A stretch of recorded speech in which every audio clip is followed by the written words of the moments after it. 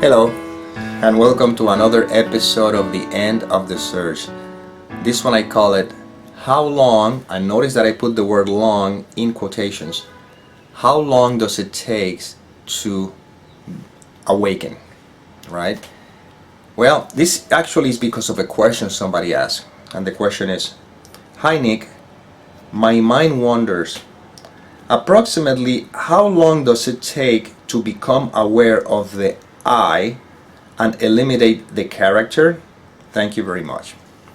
Well, as you may know, every question is a trick question because it suggests that there's a me that is now asking a question, and that keeps feeding the belief that there's a me. And we're pointing here to the fact that there's no me. So if there's no me, who would be the one who has to let go of the ego, or whatever you want to call it? You see? It's like when you're in bed sleeping, and in the dream you're dreaming that there's a you that is asking, how long does it take for me to return to bed? How long does it take for me to awaken? Well, it's a trick question because you are always in bed. You never left the bed. But that you who's asking the question in the dream is an appearance. And it doesn't take any long to return to bed because it is always in bed. It's just that the mind is believing a projection, overlooking the fact that it is the mind always. You are always. You can never not be. The question that I usually ask people when they ask questions like that is, what do you think is going to happen when you awaken? What do you think is going to happen when you become enlightened?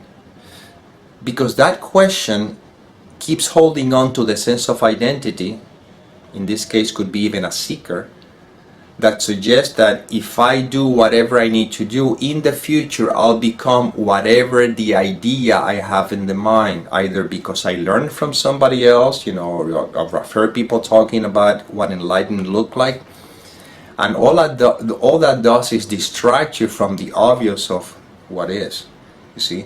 So the term enlightenment and letting go of the ego and all that stuff, I don't like to use those terms, personally, because in a sense, what they do is that they keep holding on to a sense of identity that is going to achieve something in the future, or there's such a thing as an ego that has to be undone. We'll make it very simple. Right now, if you don't believe any of the thoughts, what remains? If you answer the question, you're back in the mind. If you don't believe any thoughts, what remains? And what remains is what is. And that's it. So the problem with enlightenment is that, again, we think that it looks in a particular way, or it's going to feel in a particular way.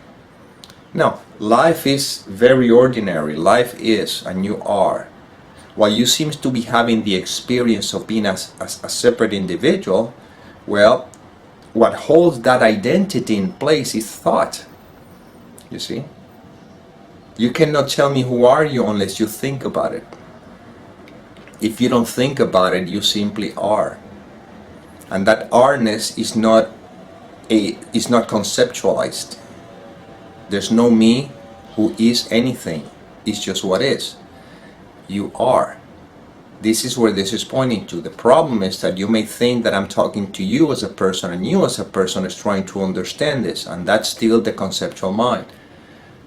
See? Now the person is trying to somehow be. This is why when Nisargadatta Maharaj used to say, just rest in I am, the mind takes it as a practice. Okay, I'm going to rest in I am. Because the mind thinks that if I rest in I am, it's going to feel different than the way I'm feeling right now. Something is going to be different. Some shift is going to happen. But in reality, no shift is going to happen except that it is.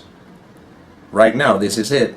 Exactly with the same feelings and sensations that seems to be appearing, it is. It's the mind that is in the way of the recognition of the fact that I am.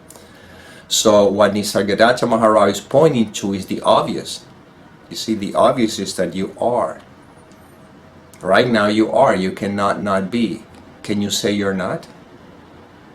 But again, it's trying to be filtered through the conceptual mind. This is what makes the obvious irrecognizable, so to speak. Because when people ask, how do I, how do I become enlightened, or how do I awaken, or whatever the case may be, the interesting thing is that if the character cannot become enlightened and the character cannot awake, because enlightenment or awakeness would be the absence of the character. If you are in the dream, right? See, you're in bed dreaming, but you think you are in the dream. You project yourself as something in the dream. Well, if the character in the dream would awaken, the whole dream would disappear and there would be no one left to talk about being awake. You see? In the dream, of course. Yeah, the mind that is dreaming the dream will say, I am awake because I'm not identified with the dream. In that sense, yeah. But within the context that we experience ourselves here, if I were to awaken from this dream, there would be no me to talk about it, because I would disappear. I believe Krishnamurti used to say that many people like to say that this world is an illusion, but they don't like to include themselves in it. You see?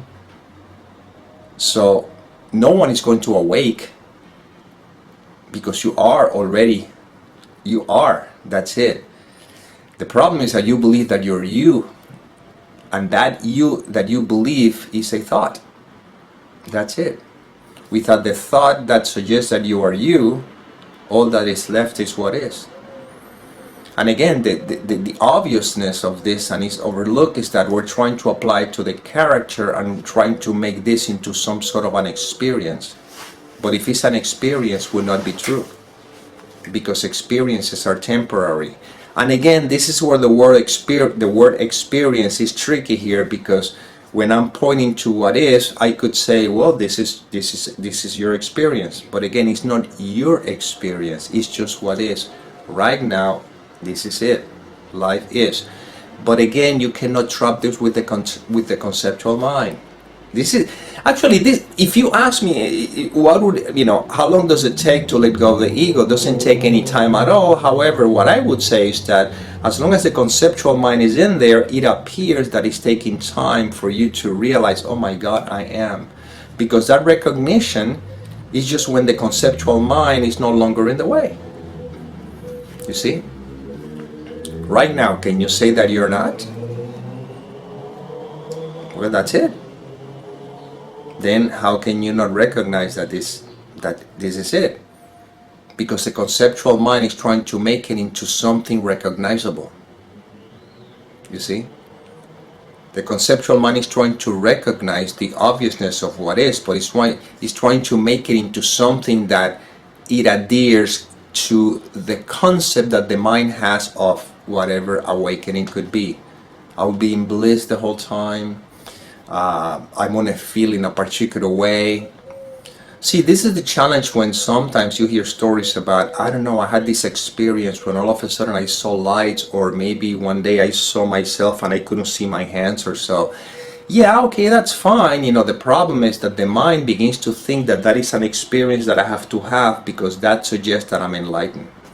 But that's just another story we think maybe will be a little bit more esoteric, or more unusual, but it's just another story within the content of the dream. For example, the bass player of the rock band Motley Crue, Nicky Sixx, he had an experience. He died of an overdose. He was in the ambulance and he saw himself. He literally lifted up and he saw himself as the paramedics were trying to resuscitate him or something. I hope that's the word, And he saw himself. He tells a story. He tells a story on national television. He said, no, I don't know what happened.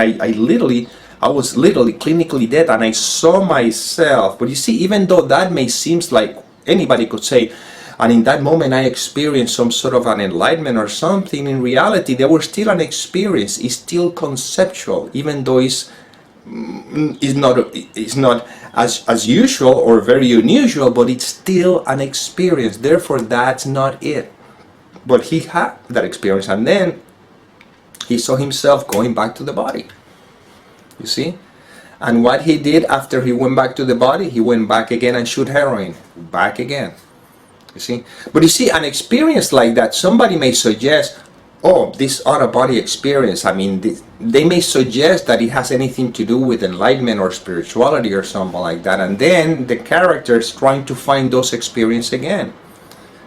Many years ago, I was talking to a girlfriend that I had, and then I was dealing with a lot of suffering, and she said something, again, she didn't say anything. Consciousness through her said something, because we're all the same consciousness, but within this context of this dream, she said something that I don't know what happened, that all the suffering dropped away. It dropped away completely. I felt that the experience, what I felt, is not something that I could experience, because it wasn't a feeling. It was, if anything, was the absence of a feeling. It's something space-like. I'm still aware of that, so it's still within the context of dualism, but it was an incredible experience that it lasted for about 6 or 7 minutes. And then it went back again, boom. Now, I could have said that is enlightenment, or that is awakening or something, and then I would spend my whole life suffering trying to get that experience again. But it's still an experience, that's the point. It's still part of the world of perception. And what we're pointing to here, even when you seem that you're perceiving, we're pointing to the obvious. The obvious is right now. If you don't identify with any thoughts, because thoughts are the only thing that gets in the way, and we need thoughts to keep holding on to a sense of identity. But there's a way of living in the world where thoughts still there, and they can be still used for practical reasons without being a distraction. There is a way of doing that, and it's by simply being. Right now, if you don't identify with any thoughts, what is left? Or what remains? What remains is what is. This is it. What happens is many times people try to pursue enlightenment because they want to let go of suffering. They're suffering and they're trying to somehow do something to release themselves from the suffering. But again, the suffering is a story. The suffering is not a fact. Whatever may be happening in one's life, if I don't believe the content of the mind, you see, we're pointing to the same thing. If I don't believe the content of the mind, yeah, pain could be there, sensations could be there, feelings could be there, but there's no suffering, you see? And when there's no suffering, there is peace. In spite of what may be happening on a surface. See, and these videos are pointing to that. Not to a particular experience that somehow is gonna be anything esoteric or special, because then the mind get caught in that experience and is trying to repeat it, or you convince itself that that is enlightenment, or that is awakening. No, it's just an experience. It's just what is. And that's how the obvious is overlooked. You see, the obvious is that life is. Right now, life is. It is. That's it. You are alive. Now look at all the thoughts, beginning with the thoughts, I'm this individual, and then on top of that, look at all the thoughts that suggest what could happen to me, or what do I want, or what my desires, and all that stuff. If you look at all those thoughts, when you personalize them, these are the thoughts that keeps anchoring you to the sense of identity, and that's why you can never let go of your sense of identity. Even the thoughts that suggest that you'll become enlightened, even the thoughts that suggest that you'll awake, all these thoughts are attached to a something, you see, to an identity. With that identity, then all that there is life. With all these different textures, with all these different, seeming different textures, seeming different appearances. Thoughts appear and they disappear. Feelings, sensations appear and they disappear. Life appears, life disappears. Meaning, images is what I want to say. Life doesn't appear or disappear. Life is. You are alive. Life is. Love is. God is. I am. And this is always. That never changes. The appearances seem to change. The thoughts seems to change. The feeling seems to change. But I remain. Well, that I, that remaining, that which is, this is, if you want to label it enlightenment, this is it. While you're taking the kids to school, while you're going to the bathroom, while you're having a headache, while you're going to the supermarket, while you seems to be in a conversation, let's say a passionate conversation about something, while you're sitting in silence doing nothing. See, it's all the same thing. It doesn't change. The appearances may change, but you remain. This is what these videos are pointing to. That's it. Nothing else. Right now you are. You see? Right now you are. Don't believe any thoughts. No thoughts. I mean, let them be there. They're going to be there. You don't choose them. I mean, they just appear. But don't believe any of them, and what remains. That's it. End of story. Well, this is inspiration that came through this instrument. I hope it served. And as always, may peace permeate the mind so that love can be extended.